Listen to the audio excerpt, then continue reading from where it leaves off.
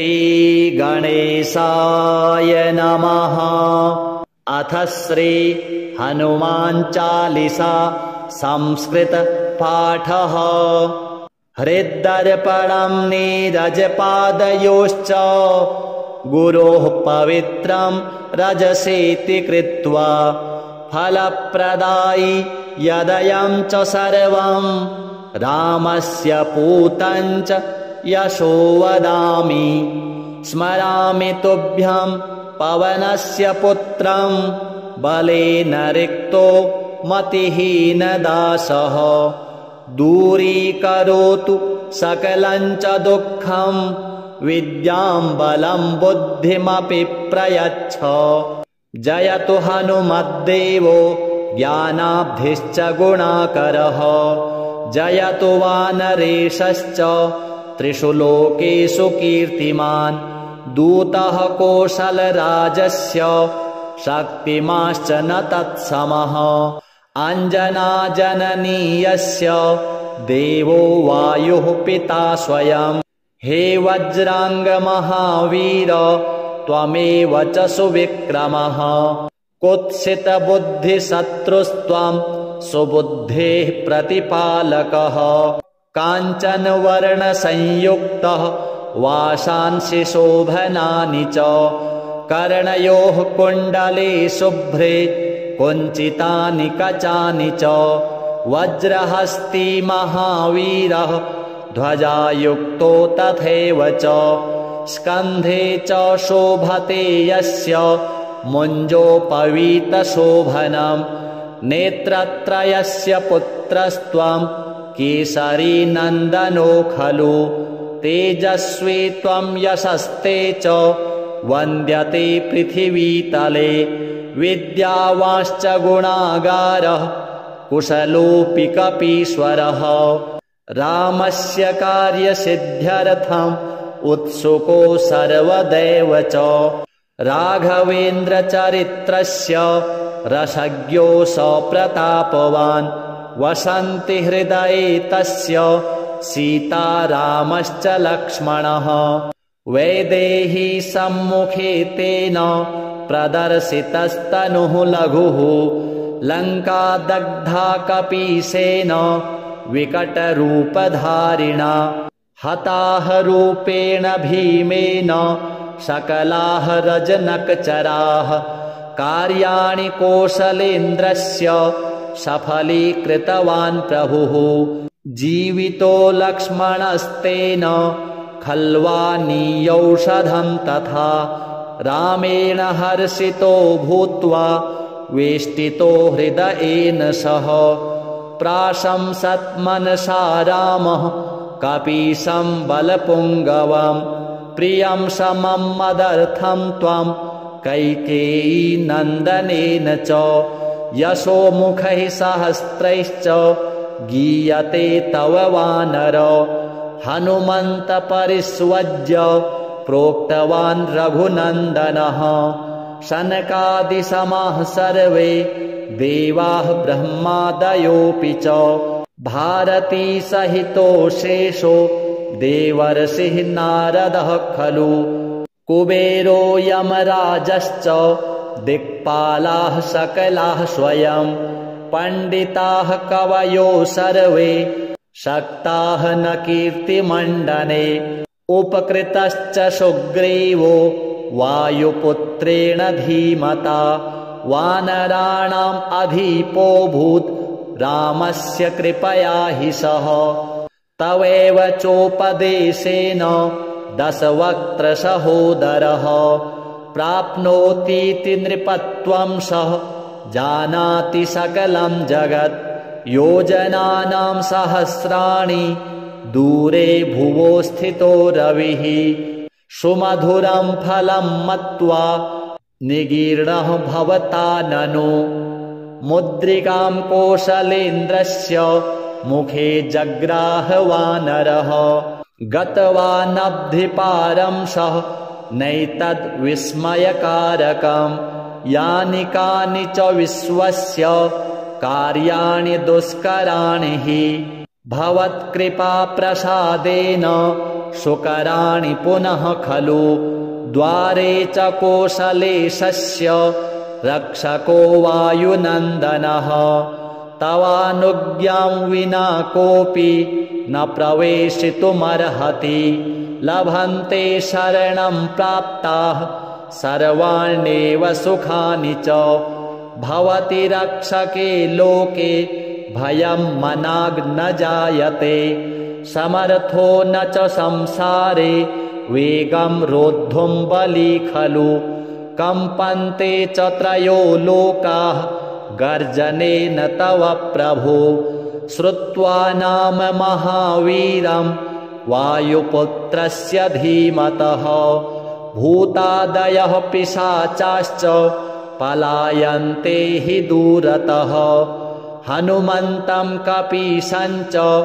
ध्यायन्ति सततं हि ये नश्यन्ति व्याधयः तेषां रोगाः दूरीभवन्ति च मनसा कर्मणा वाचा ध्यायन्ति हि ये जनाः दुःखानि च प्रणश्यन्ति हनुमन्तं पुनः पुनः नृपाणां च नृपो रामः तपस्वी रघुनन्दनः तेषामपि च कार्याणि सिद्धानि भवता खलु कामान्यन्यानि सर्वाणि कश्चिदपि करोति च प्राप्नोति फलमिष्टं स जीवने नात्र संशयः कृतादिषु च सर्वेषु युगेषु स प्रतापवान् यशः कीर्तिश्च सर्वत्र देदीप्यते महीतले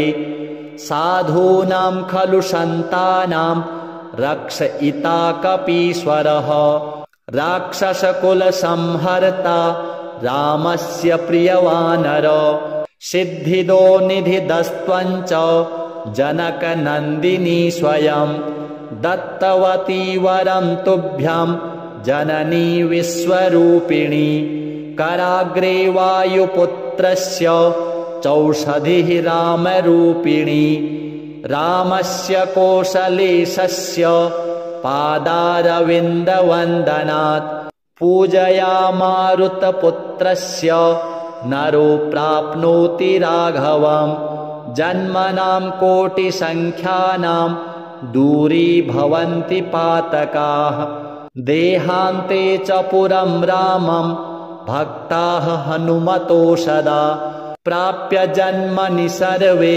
हरिभक्ताः पुनः पुनः देवानामपि सर्वेषां संस्मरणं वृथा खलु कपिश्रेष्ठस्य सेवा हि प्रददाति सुखं परं करोति सङ्कटं दूरं सङ्कटमोचनो कपिः नाशयति च दुःखानि केवलं स्मरणं कपेः जयतु वानरेशश्च जयतु हनुमत्प्रभुः गुरुदेव कृपातुल्यं करोतु मम मङ्गलं श्रद्धया येन केनापि शतवारं च पठ्यते मुच्यते बन्धनात् शीघ्रं प्राप्नोति परमं सुखं स्तोत्रं तु रामदूतस्य 40 संख्यकं पठित्वा सिद्धिमाप्नोति साक्षी कामरिपुः स्वयं सर्वदा रघुनाथस्य तुलसी सेवकः परं विज्ञायेति कपिश्रेष्ठ वासं मे हृदये कुरु विघ्नोपनाशी पवनस्य पुत्रः कल्याणकारी हृदये कपीशः सौमित्रिणा राघवसीतया च सार्धं निवासं कुरु रामदूत श्रीहनुमद्देवार्पणमस्तु हृद्दर्पणं नीरजपादयोश्च गुरोः पवित्रं रजसेति कृत्वा फलप्रदायि यदयं च सर्वं रामस्य पूतं च यशो वदामि स्मरामि तुभ्यं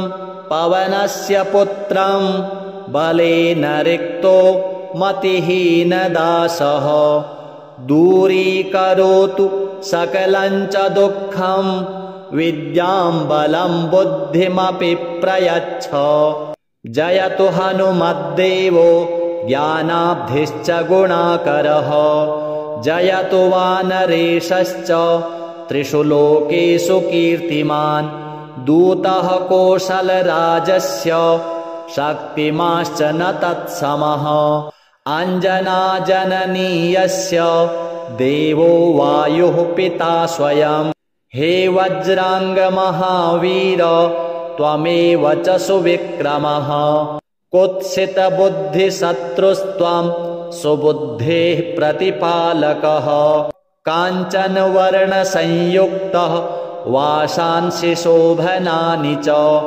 कर्णयोः कुण्डले शुभ्रे कुञ्चितानि कचानि च वज्रहस्ती महावीरः ध्वजायुक्तो तथैव च स्कन्धे च शोभते यस्य मुञ्जोपवीतशोभनं नेत्रत्रयस्य पुत्रस्त्वं केसरी नन्दनो खलु तेजस्वी त्वं यशस्ते च वन्द्यते पृथिवीतले विद्यावांश्च गुणागारः कुशलोऽपि कपीश्वरः रामस्य कार्यसिद्ध्यर्थम् उत्सुको सर्वदैव च राघवेन्द्रचरित्रस्य रसज्ञो सप्रतापवान् वसन्ति हृदये तस्य सीतारामश्च लक्ष्मणः वैदेही सम्मुखे तेन प्रदर्शितस्तनुः लघुः लङ्का दग्धा कपीशेन विकटरूपधारिणा हताः रूपेण भीमेन सकलाः रजनकचराः कार्याणि कौशलेन्द्रस्य सफलीकृतवान् प्रभुः जीवितो लक्ष्मणस्तेन खल्वानीयौषधं तथा रामेण हर्षितो भूत्वा वेष्टितो हृदयेन सह प्राशंसत् मनसा रामः कपीशं बलपुङ्गवं प्रियं समं मदर्थं त्वं कैकेयी नन्दनेन च यशोमुखैः सहस्रैश्च गीयते तव वानर हनुमन्त परिष्वज्य प्रोक्तवान् रघुनन्दनः शनकादिसमाः सर्वे देवाः ब्रह्मादयोऽपि च भारती सहितो शेषो देवर्षिः नारदः खलु कुबेरो यमराजश्च दिक्पालाः सकलाः स्वयं पण्डिताः कवयो सर्वे शक्ताः न कीर्तिमण्डने उपकृतश्च सुग्रीवो वायुपुत्रेण धीमता वानराणाम् अधिपोऽभूत् रामस्य कृपया हि सः तवैव चोपदेशेन दशवक्त्रसहोदरः प्राप्नोतीति नृपत्वं सः जानाति सकलं जगत् योजनानां सहस्राणि दूरे भुवो स्थितो रविः सुमधुरं फलं मत्वा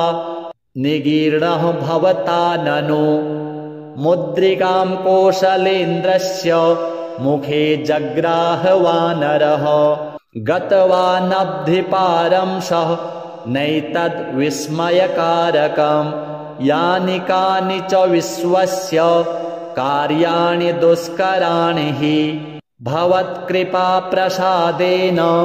सुकराणि पुनः खलु द्वारे च कौशलेशस्य रक्षको वायुनन्दनः तवानुज्ञां विना कोऽपि न प्रवेशितुमर्हति लभन्ते शरणं प्राप्ताः सर्वाण्येव सुखानि च भवति रक्षके लोके भयं मनाग्न जायते समर्थो न च संसारे वेगं रोद्धुं बली खलु कम्पन्ते च त्रयो लोकाः गर्जनेन तव प्रभो। श्रुत्वा नाम महावीरं वायुपुत्रस्य धीमतः भूतादयः पिशाचाश्च पलायन्ते हि दूरतः। हनुमन्तं कपीशं च ध्यायन्ति सततं हि ये नश्यन्ति व्याधयः तेषां रोगाः दूरीभवन्ति च। मनसा कर्मणा वाचा ध्यायन्ति हि ये जनाः दुःखानि च प्रणश्यन्ति हनुमन्तं पुनः पुनः। नृपाणां च नृपो रामः तपस्वी रघुनन्दनः तेषामपि च कार्याणि सिद्धानि भवता खलु। कामान्यन्यानि सर्वाणि कश्चिदपि करोति च प्राप्नोति फलमिष्टं स जीवने नात्र संशयः। कृतादिषु च सर्वेषु युगेषु स प्रतापवान् यशः कीर्तिश्च सर्वत्र देदीप्यते महीतले। साधूनां खलु सन्तानां रक्षयिता कपीश्वरः राक्षसकुलसंहर्ता रामस्य प्रियवानर। सिद्धिदो निधिदस्त्वं च जनकनन्दिनी स्वयं दत्तवती वरं तुभ्यं जननी विश्वरूपिणी। कराग्रे वायुपुत्रस्य चौषधिः रामरूपिणी। रामस्य कौशलेशस्य पादारविन्दवन्दनात् पूजया मारुतपुत्रस्य नरो प्राप्नोति राघवम्। जन्मनां कोटिसंख्यानां दूरीभवन्ति पातकाः देहान्ते च पुरं रामं भक्ताः हनुमतो सदा। प्राप्य जन्मनि सर्वे हरिभक्ताः पुनः पुनः। देवानामपि सर्वेषां संस्मरणं वृथा खलु। कपिश्रेष्ठस्य सेवा हि प्रददाति सुखं परम्। करोति सङ्कटं दूरं सङ्कटमोचनो कपिः। नाशयति च दुःखानि केवलं स्मरणं कपेः। जयतु वानरेशश्च जयतु हनुमत्प्रभुः। गुरुदेव कृपातुल्यं करोतु मम मङ्गलं। श्रद्धया येन केनापि शतवारं च पठ्यते मुच्यते बन्धनात् शीघ्रं प्राप्नोति परमं सुखम्। स्तोत्रं तु रामदूतस्य 40 संख्यकं पठित्वा सिद्धिमाप्नोति साक्षी कामरिपुः स्वयं। सर्वदा रघुनाथस्य तुलसी सेवकः परं विज्ञायेति कपिश्रेष्ठ वासं मे हृदये कुरु। विघ्नोपनाशी पवनस्य पुत्रः कल्याणकारी हृदये कपीशः। सौमित्रिणा राघवसीतया च सार्धं निवासं कुरु रामदूत। श्रीहनुमद्देवार्पणमस्तु। हृद्दर्पणं नीरजपादयोश्च गुरोः पवित्रं रजसेति कृत्वा। फलप्रदायि यदयं च सर्वं रामस्य पूतं च यशो वदामि। स्मरामि तुभ्यं पवनस्य पुत्रं बलेन रिक्तो मतिहीनदासः। दूरीकरोतु सकलं च दुःखं विद्यां बलं बुद्धिमपि प्रयच्छ। जयतु हनुमद्देवो ज्ञानाब्धिश्च गुणाकरः। जयतु वानरेशश्च त्रिषु लोकेषु कीर्तिमान्। दूतः कौशलराजस्य शक्तिमाश्च न तत्समः। अञ्जनाजननीयस्य देवो वायुः पिता स्वयं। हे वज्राङ्गमहावीर त्वमेव च सुविक्रमः कुत्सितबुद्धिशत्रुस्त्वं सुबुद्धेः प्रतिपालकः काञ्चनवर्णसंयुक्तः वासांसि शोभनानि च कर्णयोः कुण्डले शुभ्रे कुञ्चितानि कचानि च वज्रहस्ती महावीरः ध्वजायुक्तो तथैव च स्कन्धे च शोभते यस्य मुञ्जोपवीतशोभनं नेत्रत्रयस्य पुत्रस्त्वं केसरी नन्दनो खलु तेजस्वी त्वं यशस्ते च वन्द्यते पृथिवीतले विद्यावांश्च गुणागारः कुशलोऽपि कपीश्वरः रामस्य कार्यसिद्ध्यर्थम् उत्सुको सर्वदैव च राघवेन्द्रचरित्रस्य रसज्ञो सप्रतापवान् वसन्ति हृदये तस्य सीतारामश्च लक्ष्मणः वैदेही सम्मुखे तेन प्रदर्शितस्तनुः लघुः लङ्का दग्धा कपीशेन विकटरूपधारिणा हताः रूपेण भीमेन सकलाः रजनकचराः कार्याणि कौशलेन्द्रस्य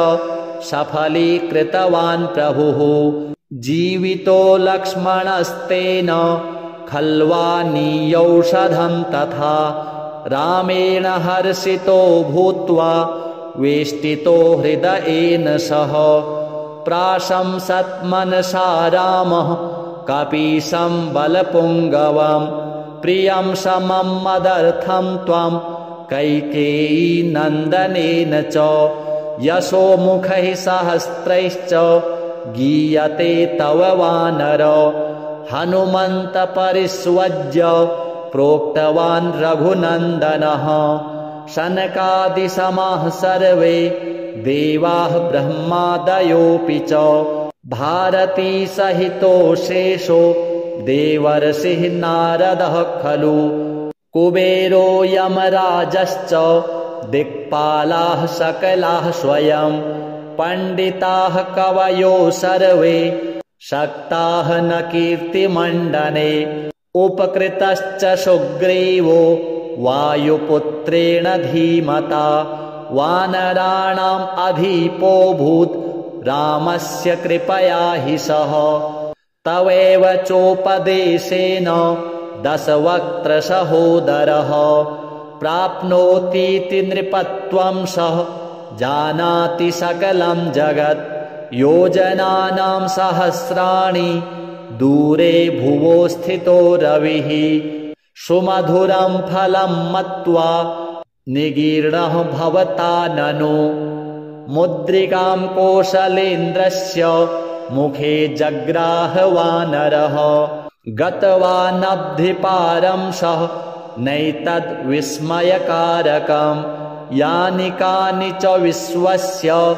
कार्याणि दुष्कराणि हि भवत्कृपाप्रसादेन सुकराणि पुनः खलु द्वारे च कौशलेशस्य रक्षको वायुनन्दनः तवानुज्ञां विना कोऽपि न प्रवेशितुमर्हति लभन्ते शरणं प्राप्ताः सर्वाण्येव सुखानि च भवति रक्षके लोके भयं मनाग्न जायते समर्थो न च संसारे वेगं रोद्धुं बली खलु कम्पन्ते च त्रयो लोकाः गर्जनेन तव प्रभो श्रुत्वा नाम महावीरं वायुपुत्रस्य धीमतः भूतादयः पिशाचाश्च पलायन्ते हि दूरतः हनुमन्तं कपीशं च ध्यायन्ति सततं हि ये नश्यन्ति व्याधयः तेषां रोगाः दूरीभवन्ति च मनसा कर्मणा वाचा ध्यायन्ति हि ये जनाः दुःखानि च प्रणश्यन्ति हनुमन्तं पुनः पुनः। नृपाणां च नृपो रामः तपस्वी रघुनन्दनः। तेषामपि च कार्याणि सिद्धानि भवता खलु। कामान्यन्यानि सर्वाणि कश्चिदपि करोति च। प्राप्नोति फलमिष्टं स जीवने नात्र संशयः। कृतादिषु च सर्वेषु युगेषु स प्रतापवान्। यशः कीर्तिश्च सर्वत्र देदीप्यते महीतले। साधूनां खलु सन्तानां रक्षयिता कपीश्वरः। राक्षसकुलसंहर्ता रामस्य प्रियवानर। सिद्धिदो निधिदस्त्वञ्च जनकनन्दिनी स्वयं। दत्तवती वरं तुभ्यं जननी विश्वरूपिणी। कराग्रे वायुपुत्रस्य चौषधिः रामरूपिणी। रामस्य कौसलेशस्य पादारविन्दवन्दनात्। पूजया मारुतपुत्रस्य नरो प्राप्नोति राघवम्। जन्मनां कोटिसङ्ख्यानां दूरीभवन्ति पातकाः। देहान्ते च पुरं रामं भक्ताः हनुमतो सदा। प्राप्य जन्मनि सर्वे हरिभक्ताः पुनः पुनः। देवानामपि सर्वेषां संस्मरणं वृथा खलु। कपिश्रेष्ठस्य सेवा हि प्रददाति सुखं परं। करोति सङ्कटं दूरं सङ्कटमोचनो कपिः। नाशयति च दुःखानि केवलं स्मरणं कपेः। जयतु वानरेशश्च जयतु हनुमत्प्रभुः। गुरुदेव कृपातुल्यं करोतु मम मङ्गलम्। श्रद्धया येन केनापि शतवारं च पठ्यते। मुच्यते बन्धनात् शीघ्रं प्राप्नोति परमं सुखम्। स्तोत्रं तु रामदूतस्य 40 संख्यकम्। पठित्वा सिद्धिमाप्नोति साक्षी कामरिपुः स्वयं। सर्वदा रघुनाथस्य तुलसी सेवकः परं। विज्ञायेति कपिश्रेष्ठ वासं मे हृदये कुरु। विघ्नोपनाशी पवनस्य पुत्रः कल्याणकारी हृदये कपीशः। सौमित्रिणा राघवसीतया च सार्धं निवासं कुरु रामदूत। श्रीहनुमद्देवार्पणमस्तु।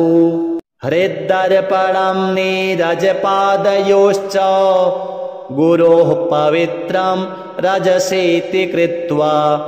फलप्रदायि यदयं च सर्वं रामस्य पूतं च यशो वदामि।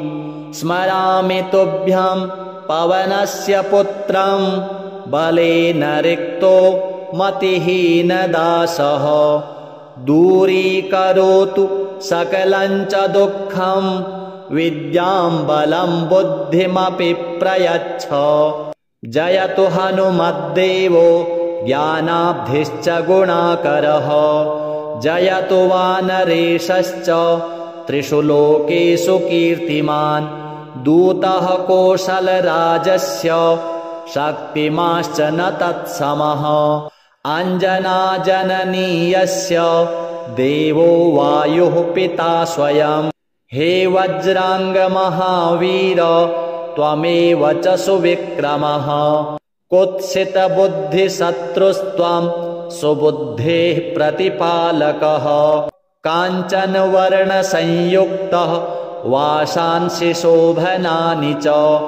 कर्णयोः कुण्डले शुभ्रे कुञ्चितानि कचानि च। वज्रहस्ती महावीरः ध्वजायुक्तो तथैव च। स्कन्धे च शोभते यस्य मुञ्जोपवीतशोभनम् नेत्रत्रयस्य पुत्रस्त्वं केसरी नन्दनो खलु तेजस्वी त्वं यशस्ते च वन्द्यते पृथिवीतले विद्यावांश्च गुणागारः कुशलोऽपि कपीश्वरः रामस्य कार्यसिद्ध्यर्थम् उत्सुको सर्वदैव च राघवेन्द्रचरित्रस्य रसज्ञो सप्रतापवान् वसन्ति हृदये तस्य सीता रामश्च लक्ष्मणः वैदेही सम्मुखे तेन प्रदर्शितस्तनुः लघुः लङ्का दग्धा कपीशेन विकटरूपधारिणा हताः रूपेण भीमेन सकलाः रजनकचराः कार्याणि कौशलेन्द्रस्य सफलीकृतवान् प्रभुः जीवितो लक्ष्मणस्तेन खल्वानीयौषधं तथा रामेण हर्षितो भूत्वा वेष्टितो हृदयेन सह प्राशंसत् मनसा रामः कपीशं बलपुङ्गवम् प्रियं समं मदर्थं त्वं कैकेयी नन्दनेन च यशोमुखैः सहस्रैश्च गीयते तव वानर हनुमन्त परिष्वज्य प्रोक्तवान् रघुनन्दनः शनकादिसमाः सर्वे देवाः ब्रह्मादयोऽपि च भारती सहितो शेषो देवर्षिः नारदः खलु कुबेरो यमराजश्च दिक्पालाः सकलाः स्वयं पण्डिताः कवयो सर्वे शक्ताः न कीर्तिमण्डने उपकृतश्च सुग्रीवो वायुपुत्रेण धीमता वानराणाम् अधिपोऽभूत् रामस्य कृपया हि सः तवेव चोपदेशेन दशवक्त्रसहोदरः प्राप्नोतीति नृपत्वं सः जानाति सकलं जगत् योजनानां सहस्राणि दूरे भुवो स्थितो रविः सुमधुरं फलं मत्वा निगीर्णः भवता ननु मुद्रिकां कौशलेन्द्रस्य मुखे जग्राह वानरः गतवानब्धिपारं सः नैतद्विस्मयकारकम् यानि कानि च विश्वस्य कार्याणि दुष्कराणि हि भवत्कृपाप्रसादेन सुकराणि पुनः खलु द्वारे च कौशलेशस्य रक्षको वायुनन्दनः तवानुज्ञां विना कोऽपि न प्रवेशितुमर्हति लभन्ते शरणं प्राप्ताः सर्वाण्येव सुखानि च भवति रक्षके लोके भयं मनाग्न जायते समर्थो न च संसारे वेगं रोद्धुं बली खलु कम्पन्ते च त्रयो लोकाः गर्जनेन तव प्रभो श्रुत्वा नाम महावीरं वायुपुत्रस्य धीमतः भूतादयः पिशाचाश्च पलायन्ते हि दूरतः हनुमन्तं कपीशं च ध्यायन्ति सततं हि ये नश्यन्ति व्याधयः तेषां रोगाः दूरीभवन्ति च मनसा कर्मणा वाचा ध्यायन्ति हि ये जनाः दुःखानि च प्रणश्यन्ति हनुमन्तं पुनः पुनः नृपाणां च नृपो रामः तपस्वी रघुनन्दनः तेषामपि च कार्याणि सिद्धानि भवता खलु कामान्यन्यानि सर्वाणि कश्चिदपि करोति च प्राप्नोति फलमिष्टं स जीवने नात्र संशयः कृतादिषु च सर्वेषु युगेषु स प्रतापवान् यशः कीर्तिश्च सर्वत्र देदीप्यते महीतले साधूनां खलु सन्तानां रक्षयिता कपीश्वरः राक्षसकुलसंहर्ता रामस्य प्रियवानर सिद्धिदो निधिदस्त्वञ्च जनकनन्दिनी स्वयं दत्तवती वरं तुभ्यां जननी विश्वरूपिणी कराग्रे वायुपुत्रस्य चौषधिः रामरूपिणी रामस्य कोसलेशस्य पादारविन्दवन्दनात् पूजया मारुतपुत्रस्य नरो प्राप्नोति राघवं जन्मनां कोटिसङ्ख्यानां दूरीभवन्ति पातकाः देहान्ते च पुरं रामं भक्ताः हनुमतो सदा प्राप्य जन्मनि सर्वे हरिभक्ताः पुनः पुनः देवानामपि सर्वेषां संस्मरणं वृथा खलु कपिश्रेष्ठस्य सेवा हि प्रददाति सुखं परं करोति सङ्कटं दूरं सङ्कटमोचनो कपिः नाशयति च दुःखानि केवलं स्मरणं कपेः जयतु वानरेशश्च जयतु हनुमत्प्रभुः गुरुदेव कृपातुल्यं करोतु मम मङ्गलं श्रद्धया येन केनापि शतवारं च पठ्यते मुच्यते बन्धनात् शीघ्रं प्राप्नोति परमं सुखं स्तोत्रं तु रामदूतस्य 40 संख्यकं पठित्वा सिद्धिमाप्नोति साक्षी कामरिपुः स्वयं सर्वदा रघुनाथस्य तुलसी सेवकः परं विज्ञायेति कपिश्रेष्ठ वासं मे हृदये कुरु विघ्नोपनाशी पवनस्य पुत्रः कल्याणकारी हृदये कपीशः सौमित्रिणा राघवसीतया च सार्धं निवासं कुरु रामदूत श्रीहनुमद्देवार्पणमस्तु हृद्दर्पणं नीरजपादयोश्च गुरोः पवित्रं रजसेति कृत्वा फलप्रदायि यदयं च सर्वं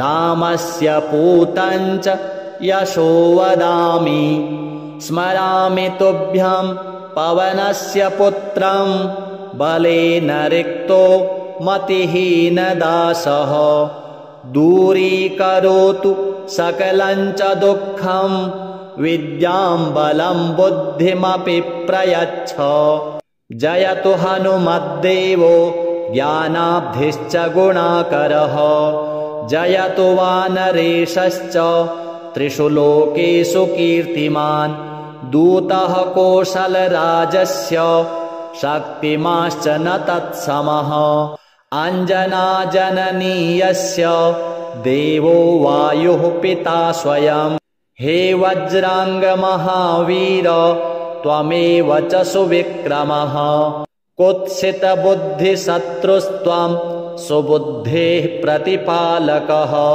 काञ्चनवर्णसंयुक्तः वासांसि शोभनानि च कर्णयोः कुण्डले शुभ्रे कुञ्चितानि कचानि च वज्रहस्ती महावीरः ध्वजायुक्तो तथैव च स्कन्धे च शोभते यस्य मुञ्जोपवीतशोभनं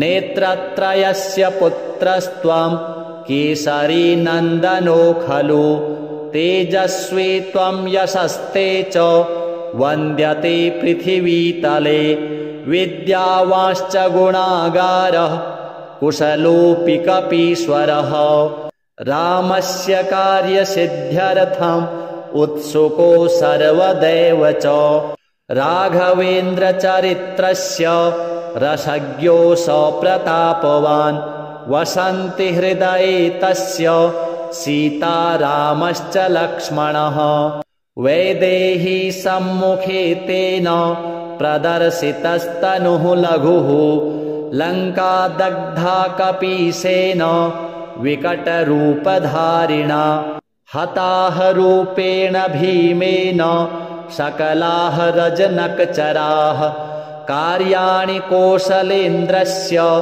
सफलीकृतवान् प्रभुः जीवितो लक्ष्मणस्तेन खल्वानीयौषधं तथा रामेण हर्षितो भूत्वा वेष्टितो हृदयेन सह प्राशंसत् मनसा रामः कपीशं बलपुङ्गवं प्रियं समं मदर्थं त्वां कैकेयी नन्दनेन च यशोमुखैः सहस्रैश्च गीयते तव वानर हनुमन्त परिष्वज्य प्रोक्तवान् रघुनन्दनः शनकादिसमाः सर्वे देवाः ब्रह्मादयोऽपि च भारती सहितो शेषो देवर्षिः नारदः खलु कुबेरो यमराजश्च दिक्पालाः सकलाः स्वयं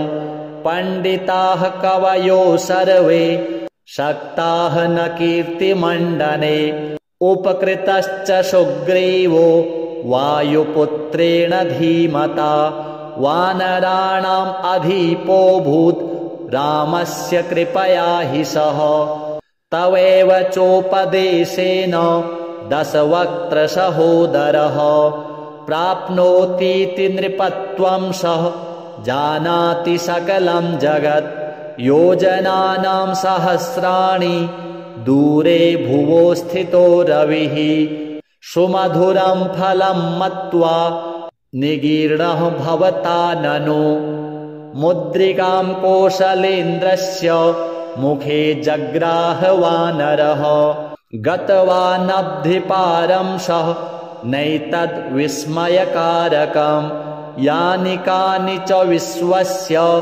कार्याणि दुष्कराणि हि भवत्कृपाप्रसादेन सुकराणि पुनः खलु द्वारे च कौशलेशस्य रक्षको वायुनन्दनः तवानुज्ञां विना कोऽपि न प्रवेशितुमर्हति लभन्ते शरणं प्राप्ताः सर्वाण्येव सुखानि च भवति रक्षके लोके भयं मनाग्न जायते समर्थो न च संसारे वेगं रोद्धुं बली खलु कम्पन्ते च त्रयो लोकाः गर्जनेन तव प्रभो श्रुत्वा नाम महावीरं वायुपुत्रस्य धीमतः भूतादयः पिशाचाश्च पलायन्ते हि दूरतः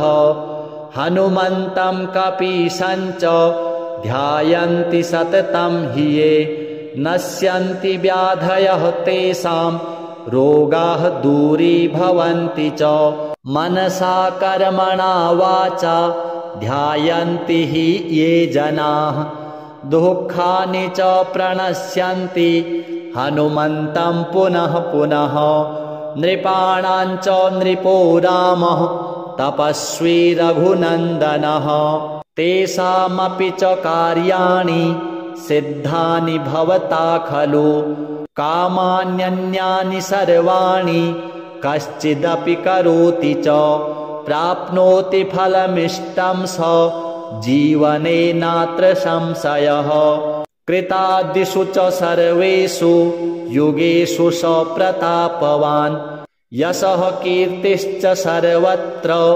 देदीप्यते महीतले साधूनां खलु सन्तानां रक्षयिता कपीश्वरः राक्षसकुलसंहर्ता रामस्य प्रियवानर सिद्धिदो निधिदस्त्वं च जनकनन्दिनी स्वयं दत्तवती वरं तुभ्यं जननी विश्वरूपिणी कराग्रे वायुपुत्रस्य चौषधिः रामरूपिणी रामस्य कोसलेशस्य पादारविन्दवन्दनात् पूजया मारुतपुत्रस्य नरो प्राप्नोति राघवम् जन्मनां कोटिसङ्ख्यानां दूरीभवन्ति पातकाः देहान्ते च पुरं रामं भक्ताः हनुमतो सदा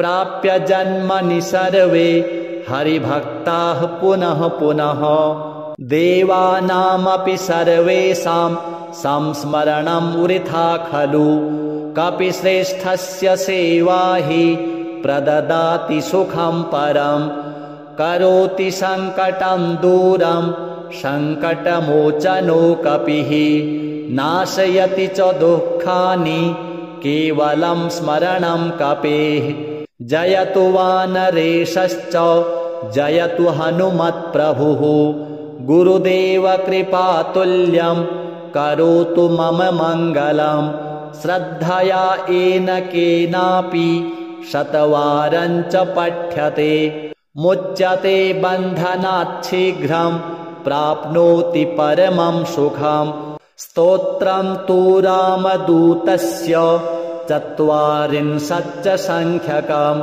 पठित्वा सिद्धिमाप्नोति साक्षी कामरिपुः स्वयं सर्वदा रघुनाथस्य तुलसी सेवकः परं विज्ञायेति कपिश्रेष्ठ वासं मे हृदये कुरु विघ्नोपनाशी पवनस्य पुत्रः कल्याणकारी हृदये कपीशः सौमित्रिणा राघवसीतया च सार्धं निवासं कुरु रामदूत श्रीहनुमद्देवार्पणमस्तु हृद्दर्पणं नीरजपादयोश्च गुरोः पवित्रं रजसेति कृत्वा फलप्रदायि यदयं च सर्वं रामस्य पूतं च यशो वदामि स्मरामि तुभ्यं पवनस्य पुत्रं बलेन रिक्तो मतिहीनदासः दूरीकरोतु सकलं च दुःखं विद्यां बलं बुद्धिमपि प्रयच्छ जयतु हनुमद्देवो ज्ञानाब्धिश्च गुणाकरः जयतु वानरेशश्च त्रिषु लोकेषु कीर्तिमान् दूतः कौसलराजस्य शक्तिमाश्च न तत्समः अञ्जनाजननीयस्य देवो वायुः पिता स्वयं हे वज्राङ्गमहावीर त्वमेव च सुविक्रमः कुत्सितबुद्धिशत्रुस्त्वं सुबुद्धेः प्रतिपालकः काञ्चनवर्णसंयुक्तः वासांसि शोभनानि च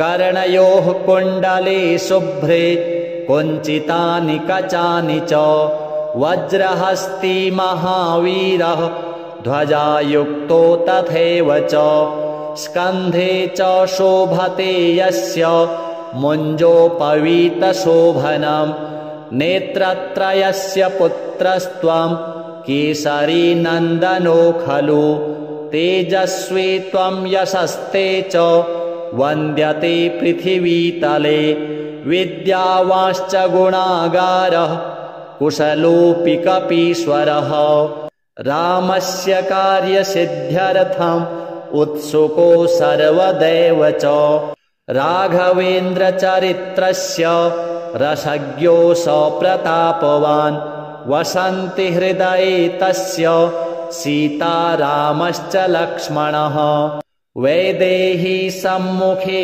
तेन प्रदर्शितस्तनुः लघुः लङ्का दग्धा कपीशेन विकटरूपधारिणा हताः रूपेण भीमेन सकलाः रजनकचराः कार्याणि कौसलेन्द्रस्य सफलीकृतवान् प्रभुः जीवितो लक्ष्मणस्तेन खल्वानीयौषधं तथा रामेण हर्षितो भूत्वा वेष्टितो हृदयेन सह प्राशंसन्मनसा रामः कपीशं बलपुङ्गवं प्रियं समं मदर्थं त्वं कैकेयी नन्दनेन च यशोमुखैः सहस्रैश्च गीयते तव वानर हनुमन्त परिष्वज्य प्रोक्तवान् रघुनन्दनः शनकादिसमाः सर्वे देवाः ब्रह्मादयोऽपि च भारती सहितो शेषो देवर्षिः नारदः खलु कुबेरो यमराजश्च दिक्पालाः सकलाः स्वयं पण्डिताः कवयो सर्वे शक्ताः न कीर्तिमण्डने उपकृतश्च सुग्रीवो वायुपुत्रेण धीमता वानराणाम् अधिपोऽभूत् रामस्य कृपया हि सः तवेव चोपदेशेन दशवक्त्रसहोदरः प्राप्नोतीति नृपत्वं सः जानाति सकलं जगत् योजनानां सहस्राणि दूरे भुवो स्थितो रविः सुमधुरं फलं मत्वा निगीर्णः भवता ननु मुद्रिकां कौशलेन्द्रस्य मुखे जग्राह वानरः गतवानब्धिपारं सः नैतद्विस्मयकारकं यानि कानि च विश्वस्य कार्याणि दुष्कराणि हि भवत्कृपाप्रसादेन सुकराणि पुनः खलु द्वारे च कौशलेशस्य रक्षको वायुनन्दनः तवानुज्ञां विना कोऽपि न प्रवेशितुमर्हति लभन्ते शरणं प्राप्ताः सर्वाण्येव सुखानि च भवति रक्षके लोके भयं मनाग्न जायते समर्थो न च संसारे वेगं रोद्धुं बली खलु कम्पन्ते च त्रयो लोकाः गर्जनेन तव प्रभो श्रुत्वा नाम महावीरं वायुपुत्रस्य धीमतः भूतादयः पिशाचाश्च पलायन्ते हि दूरतः हनुमन्तं कपीशं च ध्यायन्ति सततं हि ये नश्यन्ति व्याधयः तेषां रोगाः दूरीभवन्ति च मनसा कर्मणा वाचा ध्यायन्ति हि ये जनाः दुःखानि च प्रणश्यन्ति हनुमन्तं पुनः पुनः नृपाणां च नृपो रामः तपस्वी रघुनन्दनः तेषामपि च कार्याणि सिद्धानि भवता खलु कामान्यन्यानि सर्वाणि कश्चिदपि करोति च प्राप्नोति फलमिष्टं स जीवने नात्र संशयः कृतादिषु च सर्वेषु युगेषु स प्रतापवान् यशः कीर्तिश्च सर्वत्र देदीप्यते महीतले साधूनां खलु सन्तानां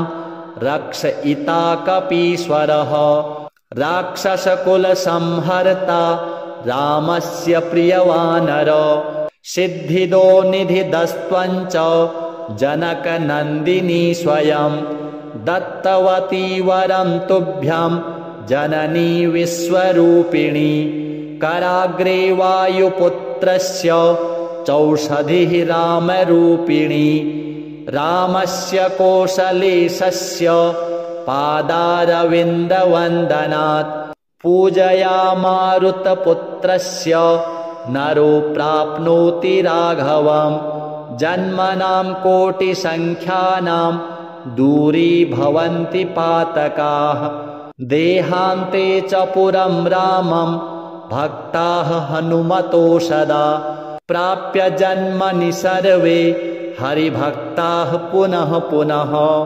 देवानामपि सर्वेषां संस्मरणं वृथा खलु कपिश्रेष्ठस्य सेवा हि प्रददाति सुखं परम् करोति सङ्कटं दूरं सङ्कटमोचनो कपिः नाशयति च दुःखानि केवलं स्मरणं कपेः जयतु वानरेशश्च जयतु हनुमत्प्रभुः गुरुदेव कृपातुल्यं करोतु मम मङ्गलम् श्रद्धया येन केनापि शतवारं च पठ्यते मुच्यते बन्धनात् शीघ्रं प्राप्नोति परमं सुखम् स्तोत्रं तु रामदूतस्य 40 संख्यकम् पठित्वा सिद्धिमाप्नोति साक्षी कामरिपुः स्वयं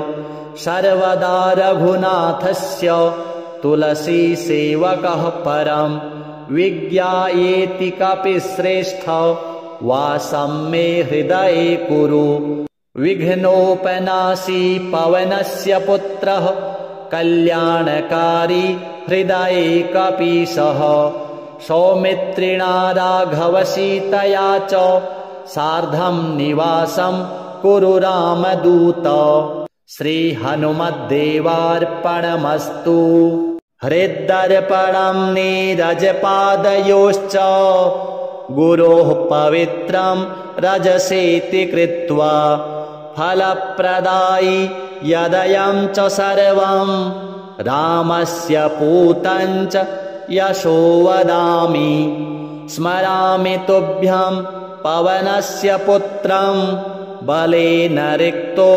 मतिहीनदासः दूरीकरोतु सकलं च दुःखं विद्यां बलं बुद्धिमपि प्रयच्छ जयतु हनुमद्देवो ज्ञानाब्धिश्च गुणाकरः जयतु वानरेशश्च त्रिषु लोकेषु कीर्तिमान् दूतः कौशलराजस्य शक्तिमाश्च न तत्समः अञ्जनाजननीयस्य देवो वायुः पिता स्वयं हे वज्राङ्गमहावीर त्वमेव च सुविक्रमः कुत्सितबुद्धिशत्रुस्त्वं सुबुद्धेः प्रतिपालकः काञ्चनवर्णसंयुक्तः वासांसि शोभनानि च कर्णयोः कुण्डले शुभ्रे कुञ्चितानि कचानि च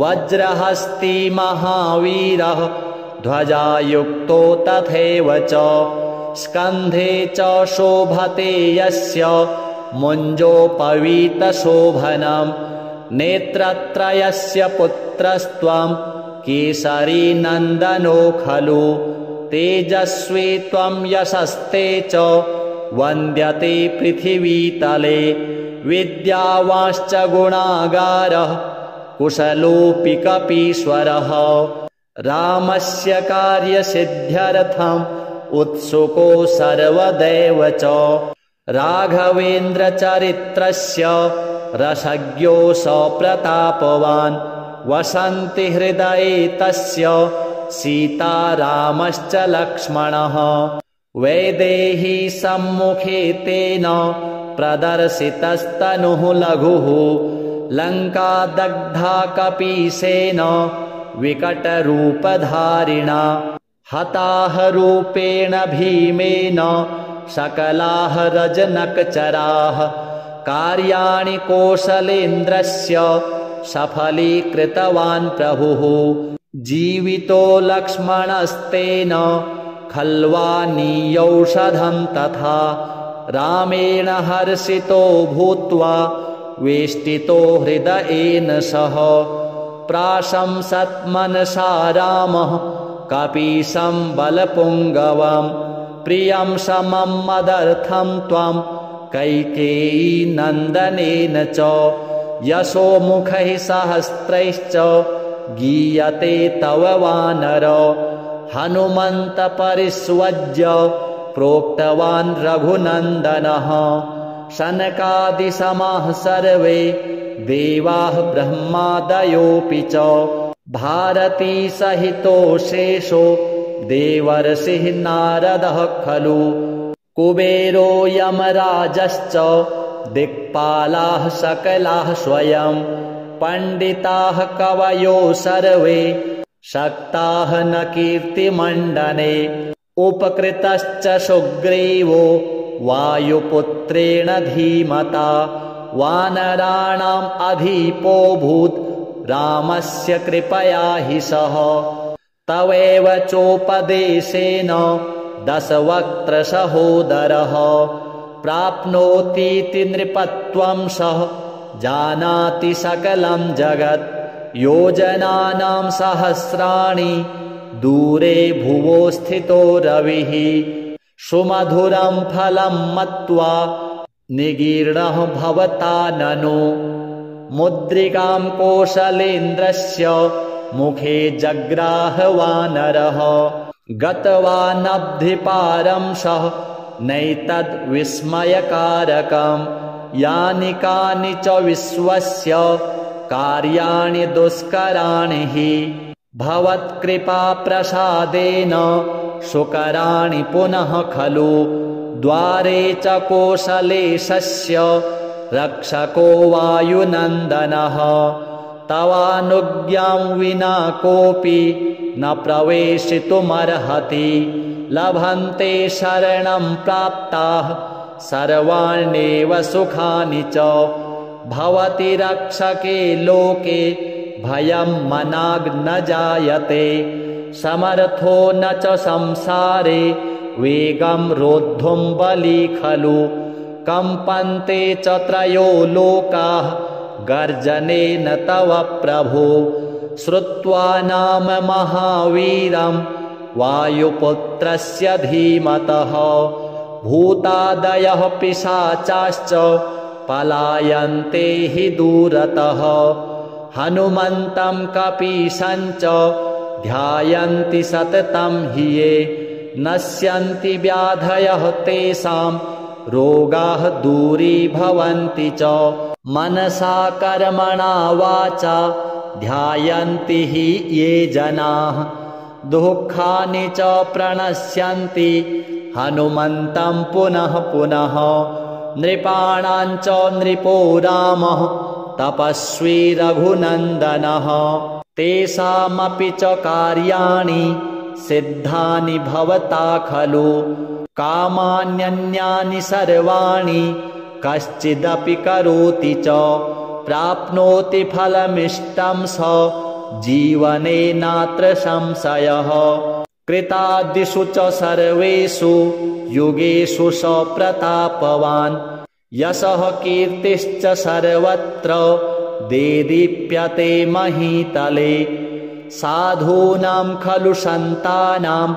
रक्षयिता कपीश्वरः राक्षसकुलसंहर्ता रामस्य प्रियवानर सिद्धिदो निधिदस्त्वं च जनकनन्दिनी स्वयं दत्तवती वरं तुभ्यं जननी विश्वरूपिणी कराग्रे वायुपुत्रस्य चौषधिः रामरूपिणी रामस्य कौशलेशस्य पादारविन्दवन्दनात् पूजया मारुतपुत्रस्य नरो प्राप्नोति राघवं जन्मनां कोटिसङ्ख्यानां दूरीभवन्ति पातकाः देहान्ते च पुरं रामं भक्ताः हनुमतो सदा प्राप्य जन्मनि सर्वे हरिभक्ताः पुनः पुनः देवानामपि सर्वेषां संस्मरणं वृथा खलु कपिश्रेष्ठस्य सेवा हि प्रददाति सुखं परं करोति सङ्कटं दूरं सङ्कटमोचनो कपिः नाशयति च दुःखानि केवलं स्मरणं कपेः जयतु वानरेशश्च जयतु हनुमत्प्रभुः गुरुदेव कृपातुल्यं करोतु मम मङ्गलं श्रद्धया येन केनापि शतवारं च पठ्यते मुच्यते बन्धनात् शीघ्रं प्राप्नोति परमं सुखम्। स्तोत्रं तु रामदूतस्य 40 संख्यकम् पठित्वा सिद्धिमाप्नोति साक्षी कामरिपुः स्वयम्। सर्वदा रघुनाथस्य तुलसी सेवकः परम् विज्ञायेति कपिश्रेष्ठ वासं मे हृदये कुरु। विघ्नोपनाशी पवनस्य पुत्रः कल्याणकारी हृदये कपीशः। सौमित्रिणा राघवसीतया च सार्धं निवासं कुरु रामदूत। श्रीहनुमद्देवार्पणमस्तु। हृद्दर्पणं नीरजपादयोश्च गुरोः पवित्रं रजसेति कृत्वा फलप्रदायि यदयं च सर्वं रामस्य पूतं च यशो वदामि। स्मरामि तुभ्यं पवनस्य पुत्रं बलेन रिक्तो मतिहीनदासः। दूरीकरोतु सकलं च दुःखं विद्यां बलं बुद्धिमपि प्रयच्छ। जयतु हनुमद्देवो ज्ञानाब्धिश्च गुणाकरः। जयतु वानरेशश्च त्रिषु लोकेषु कीर्तिमान्। दूतः कौशलराजस्य शक्तिमाश्च न तत्समः।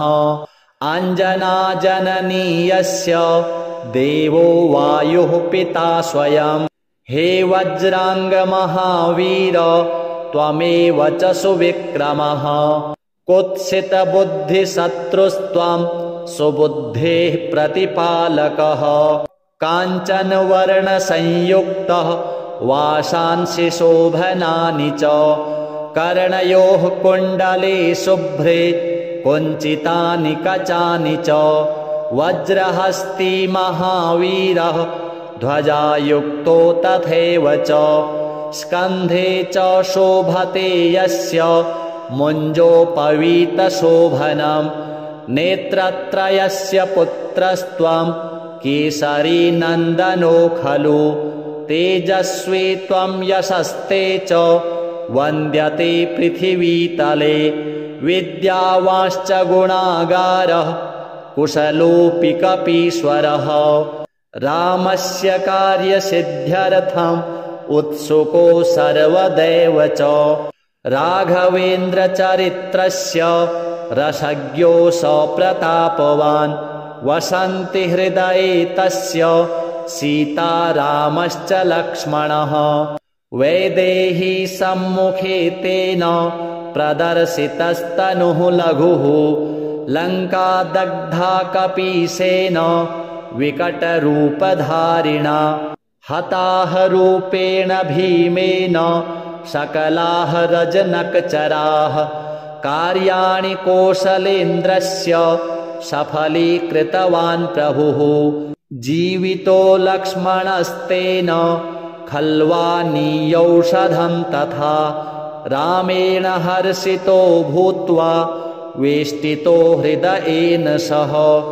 प्राशंसत् मनसा रामः कपीशं बलपुङ्गवम्। प्रियं समं मदर्थं त्वं कैकेयी नन्दनेन च। यशोमुखैः सहस्रैश्च गीयते तव वानर। हनुमन्त परिष्वज्य प्रोक्तवान् रघुनन्दनः। शनकादिसमाः सर्वे देवाः ब्रह्मादयोऽपि च। भारती सहितो शेषो देवर्षिः नारदः खलु। कुबेरो यमराजश्च दिक्पालाः सकलाः स्वयं। पण्डिताः कवयो सर्वे शक्ताः न कीर्तिमण्डने। उपकृतश्च सुग्रीवो वायुपुत्रेण धीमता। वानराणाम् अधिपोऽभूत् रामस्य कृपया हि सः। तवैव चोपदेशेन दशवक्त्रसहोदरः। प्राप्नोतीति नृपत्वं सः जानाति सकलं जगत् योजनानां सहस्राणि दूरे भुवो स्थितो रविः सुमधुरं फलं मत्वा निगीर्णः भवता ननु मुद्रिकां कौशलेन्द्रस्य मुखे जग्राह वानरः गतवानब्धिपारं सः नैतद्विस्मयकारकं यानि कानि च विश्वस्य कार्याणि दुष्कराणि हि भवत्कृपाप्रसादेन सुकराणि पुनः खलु द्वारे च कौशलेशस्य रक्षको वायुनन्दनः तवानुज्ञां विना कोऽपि न प्रवेशितुमर्हति लभन्ते शरणं प्राप्ताः सर्वाण्येव सुखानि च भवति रक्षके लोके भयं मनाग्न जायते समर्थो न च संसारे वेगं रोद्धुं बली खलु कम्पन्ते च त्रयो लोकाः गर्जनेन तव प्रभो श्रुत्वा नाम महावीरं वायुपुत्रस्य धीमतः भूतादयः पिशाचाश्च पलायन्ते हि दूरतः हनुमन्तं कपीशं च ध्यायन्ति सततं हि ये नश्यन्ति व्याधयः तेषां रोगाः दूरीभवन्ति च मनसा कर्मणा वाचा ध्यायन्ति हि ये जनाः दुःखानि च प्रणश्यन्ति हनुमन्तं पुनः पुनः नृपाणां च नृपो रामः तपस्वी रघुनन्दनः तेषामपि च कार्याणि सिद्धानि भवता खलु कामान्यन्यानि सर्वाणि कश्चिदपि करोति च प्राप्नोति फलमिष्टं स जीवने नात्र संशयः कृतादिषु च सर्वेषु युगेषु स प्रतापवान् यशः कीर्तिश्च सर्वत्र देदीप्यते महीतले साधूनां खलु सन्तानां रक्षयिता कपीश्वरः राक्षसकुलसंहर्ता रामस्य प्रियवानर सिद्धिदो निधिदस्त्वं च जनकनन्दिनी स्वयं दत्तवती वरं तुभ्यं जननी विश्वरूपिणी कराग्रे वायुपुत्रस्य चौषधिः रामरूपिणी रामस्य कौशलेशस्य पादारविन्दवन्दनात् पूजया मारुतपुत्रस्य नरो प्राप्नोति राघवं जन्मनां कोटिसङ्ख्यानां दूरीभवन्ति पातकाः देहान्ते च पुरं रामं भक्ताः हनुमतो सदा प्राप्य जन्मनि सर्वे हरिभक्ताः पुनः पुनः देवानामपि सर्वेषां संस्मरणं वृथा खलु कपिश्रेष्ठस्य सेवा हि प्रददाति सुखं परं करोति सङ्कटं दूरं सङ्कटमोचनो कपिः नाशयति च दुःखानि केवलं स्मरणं कपेः जयतु वानरेशश्च जयतु हनुमत्प्रभुः गुरुदेव कृपातुल्यं